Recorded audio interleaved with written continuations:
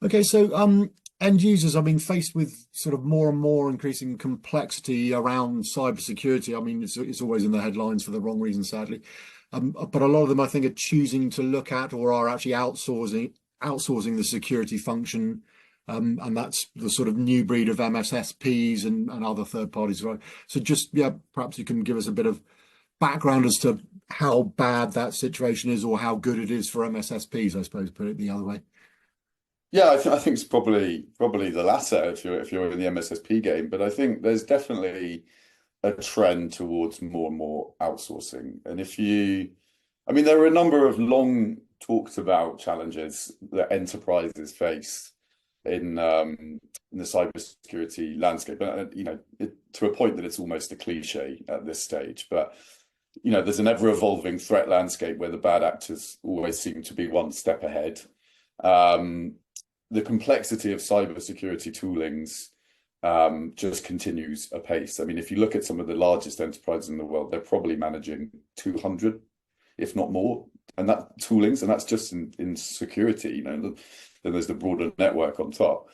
Dashboard data alert overload that these in-house teams are facing, and the manual processes that are mainly in place that exacerbate a lot of those challenges. And then you layer on top of all that the fact that there is still a significant shortage, and this has been talked about for years, but a significant shortage of security professionals to actually manage these tool sets, look at the alerts and action the response. So inevitably, more and more enterprises are looking to outsource their security management functions or operations to managed security service providers.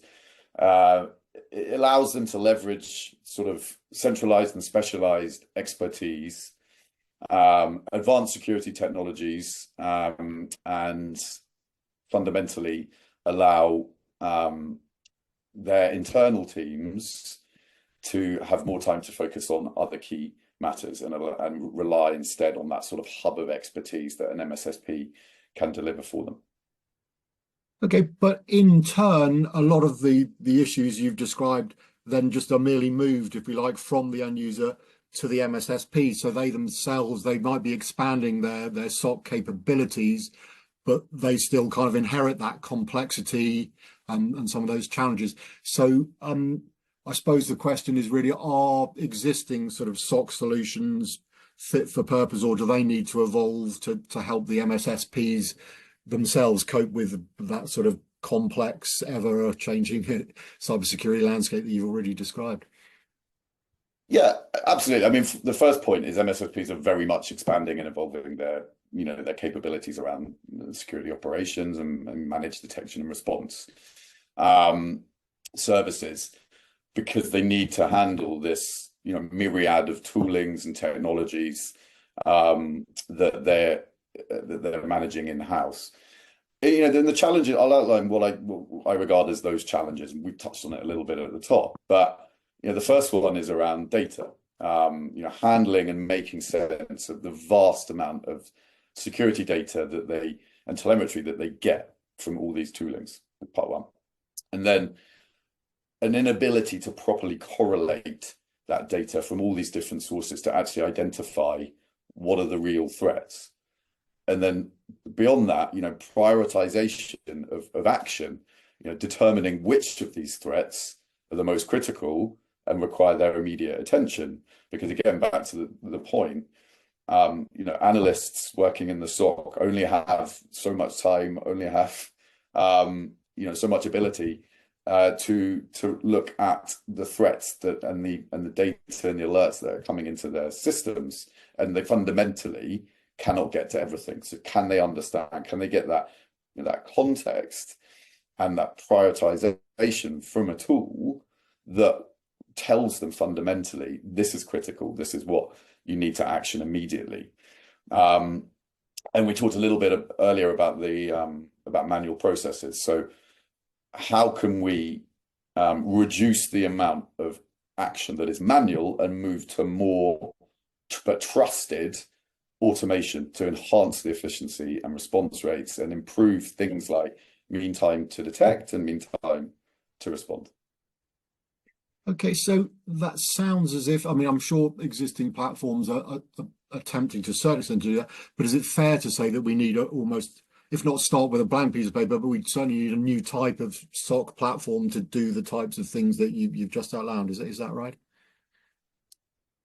Yeah, and so we talked about managed detection and response. So Stellar Cyber ourselves, we've innovated around sort of MDR, XDR, so XDR being extended detection and response, to be able to deliver outcomes such as, improved response times, as we talked about, integrated operations.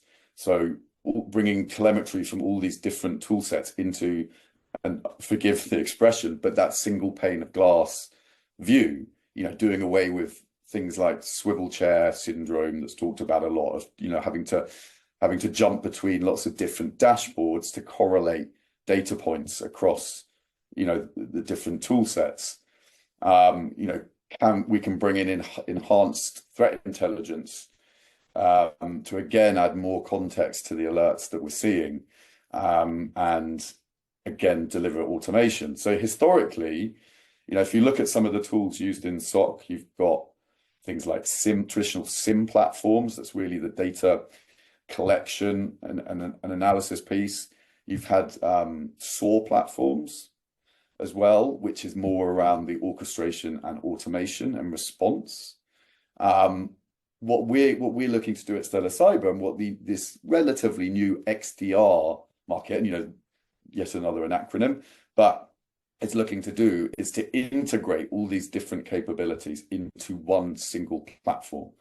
So with Stellar Cyber, you get SIM capability, you get SAW capability, you get NDR, so network detection and response capability, you get threat intel, you get UABA, user and entity behavior analytics, and it's all in a single platform. And that's really where you're starting to bring in efficiencies, both operational and cost.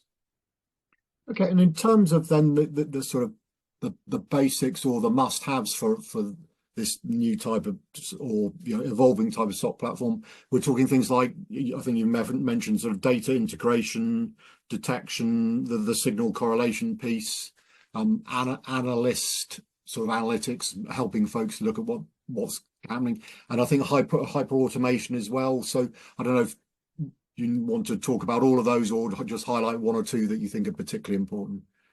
Yeah, so at an overarching level, a good SOC platform, it must start with a robust data integration capability. You've got to be able to aggregate and normalize data from all these multiple sources that we've talked about, including network traffic, endpoints, cloud services, and beyond. So that unified and normalized data view is critical for comprehensive threat visibility and to cover the entire attack surface. And that's where the open XDR architecture of Stellar Cyber allows organizations to achieve that.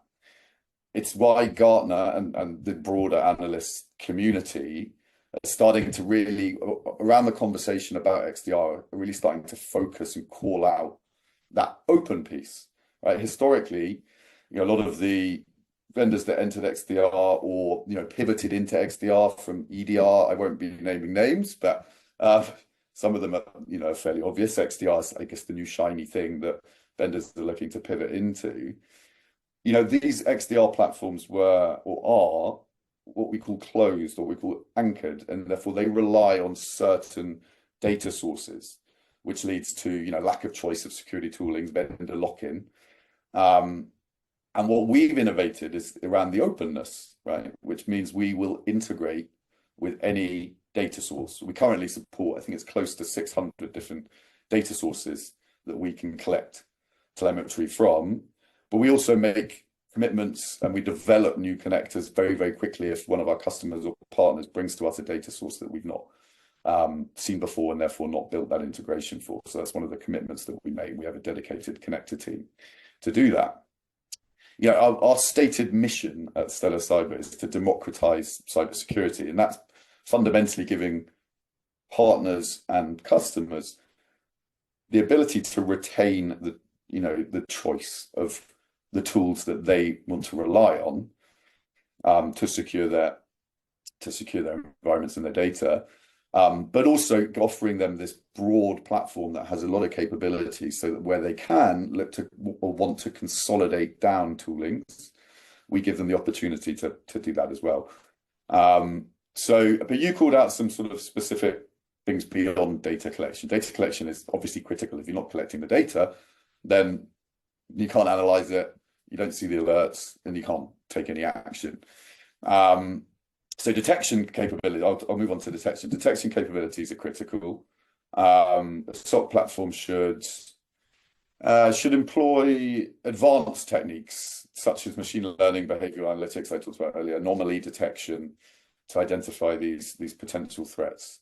There's no silver bullet in cybersecurity. No one's platform is perfect. No one's going to catch everything, but we can work with the right toolings and platforms to try and ensure early and accurate detection. This historical position of managing these sort of torrent of data is one of the reasons why so many data breaches, a lot of this goes public, have taken often months to discover. And this comes back to what toolings can we use to improve that mean time to detect, the mean time to respond. And you need to collect data across the entire attack surface, as I talked about. So that includes the endpoints like EDR or EPP, it includes networks, so the firewalls, the IDS, identity management systems such as Active Directory or Azure AD, the proliferation of SaaS. We need to be collecting telemetry from all these SaaS platforms that companies are currently using, and then beyond that into public cloud, such as platform as a service, infrastructure as a service, things like Azure, Google, or AWS. You've collected, you've detected, but then beyond that, you then need to sort of correlate and contextualize. So to the point I made earlier about what are the key alerts, what should we be prioritizing? So what we call signal correlation is essential to distinguish between critical, highly malicious, and more benign activities. So a SOC platform should correlate signals from these various sources, reduce the noise, reduce the false positives, and highlight what the genuine threats are.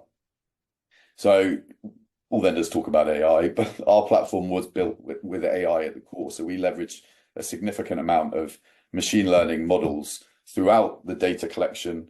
And as the data goes through the funnel through, detection and correlation and contextualization, we're applying a number of machine learning models to really achieve these outcomes that we've talked about.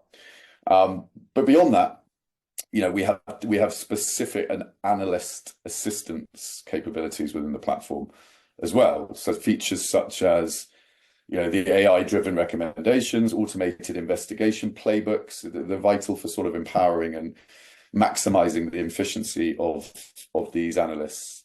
So again, we're prioritizing threats, we're providing the context, we're suggesting response actions. We can automate those response actions. Using a SOC platform is often a journey. It requires tweaks and it requires the ability to learn, and obviously the more data the machine learning models see, the more accurate they become. So we allow for manual and also automated remediation throughout the platform, and that brings us on to automation, which I think was the last thing you asked. Hyper automation, yeah. Yeah, so hyper automation involves using advanced technologies to automate not just the individual task but the entire workflow. So in the context of a SOC platform, that includes, again, automating threat detection, investigation, and response processes. So by leveraging hyper-automation, the platform can significantly reduce the manual workload of analysts and again, ensure that faster and more consistent approach to detection and response. Okay, and in terms of the way you work with the MSSPs, you've outlined, I think, the platform's capabilities. So that's what you're sort of offering them from a technology point of view, and presumably you help them on their journey depending where they are to where they need to be in terms of the expertise. But also, I'm just wondering that how you identify and work with partners, the whole onboarding and ongoing process. So perhaps, if you can just describe a typical, if such a thing exists, interaction. Sorry, that's a bit pompous, but how you work with a partner from start to finish, it or continuation rather, if that makes sense. No, absolutely. So, the appetite for change within both MSSPs and enterprises on a technology basis is, let's say, it's less now than perhaps it was a few years ago, and that's due to all sorts of things: macroeconomic environments, complexity, as we talked about. Better the devil you know, almost, when it comes to technologies. So what we at Stellar Cyber do is we want to be as easy as possible to work with. We're not necessarily, certainly in phase one, we're not necessarily replacing a technology. We very much often do, and we often replace, for example, traditional SIMs, as we talked about earlier, to add all those additional capabilities. But what we do is we add this layer on top that brings all this value to the existing tool set. The point I made earlier: democratizing cybersecurity, allowing organizations to retain the investments they've made, not forcing them down a path or not. So we want to be very, very easy to work with and easy to be brought into an organization to bring that value and demonstrate, both the operational and the cost efficiencies that we can bring. So we start with, in terms of how we work with MSSPs, we start with, the first point to call out is probably our licensing model. Now, a lot of licensing approaches, particularly when you've got multifaceted platforms like an XDR platform, are very complex. They're very additive, and it makes costs very sort of unpredictable often for both enterprises and for MSSPs. And in the macroeconomic landscape that we are in, predictability of cost, visibility, and transparency of licensing is really, really important. So again, I talked earlier about all the different sort of capabilities the platform brings, i.e. traditional sort of market segments that we bring into the single XDR platform. Everything is included in our license. It's a single license, and you get all those capabilities. Whether or not you use them all as of day one, you almost certainly won't use them all as of day one, but they're there and they're available to add the value. So fundamentally, the licensing is very simple, it's very transparent, and it therefore leads to predictable costs for our partners. We included in that license is support, is enablement, and is customer success. So if you think about the life cycle or lifetime journey of one of our partners, once they've signed the contract with us, what they immediately get is a dedicated period of time, which the SLA is sort of 60 days, but sometimes it's shorter, occasionally it's longer. But we have an enablement team, and we have a program called Ignite Enablement, where our enablement team come in and they work closely and proactively with our new partners to ensure that the platform is deployed and configured and showing value, and answer any questions and deliver training. We have a huge amount of sort of online training, and our documentation is online and open, but we will proactively sort of handhold partners through this. And it's one of the big bits of feedback that we get from our MSSPs is the time to value of the platform, and the engagement that they get from the Stellar Cyber team. So that's enablement. And then a partner will also get a dedicated customer success manager who deals with more of the operational side, regular check-ins, collects feedback, actions, feature requests or integration requests, chases up support tickets, but is fundamentally the partner from our side for our partners to ensure that they get the most value out of the product as they possibly can.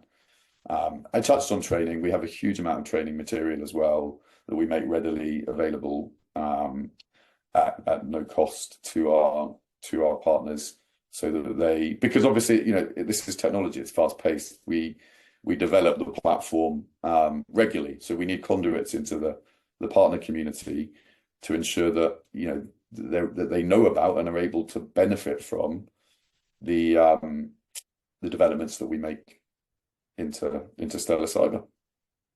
And do you also help them, as you say, maybe not to start with, are you replacing any existing tools, but over time you can, do you help them to sort of identify, because I know, as you say, people can have tens, if not hundreds of different security, point security solutions.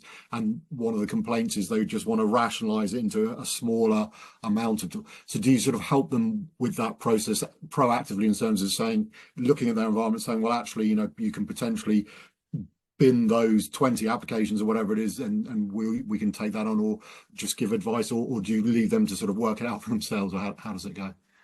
No, absolutely. We want to be consultative, and we want to be sort of thought leadership for our partners, and to be able to give that advice as we work through them on the journey. Consolidation of tool sets has been a initiative, let's say, for some time, right? And that's both due to the operational side and the efficiencies there, but also obviously cost. There's never been so much oversight on technology spend really as there is today. So absolutely, we will work and provide guidance in terms of where we think they might be able to phase out certain tools. And I mentioned earlier, but we've seen it a lot. The main one is the SIM platforms. We've seen it a lot where we've been brought in to work alongside or layered on top of a SIM. So the SIM remains the sort of the core data collection platform from the network, and then everything is lifted up into Stellar for that contextualization and the automation and the response. We see many partners of ours phase out those SIMs and just bring everything into Stellar. So yeah. And in terms of what's sort of around the corner in terms of your roadmap, are there? I think you already explained you're constantly sort of updating, adding new integrations, etc. But are there any sort of key things folks need to be aware of as to what you're planning? Whether I guess it's just growing your sort of presence in the market, or any sort of significant additions to the platform. What sort of things are you able to share? Yeah, so it's a delicate one. So obviously, specific details of the roadmap are confidential, and I don't want to get in trouble. But we are committed to continuous improvement and innovation.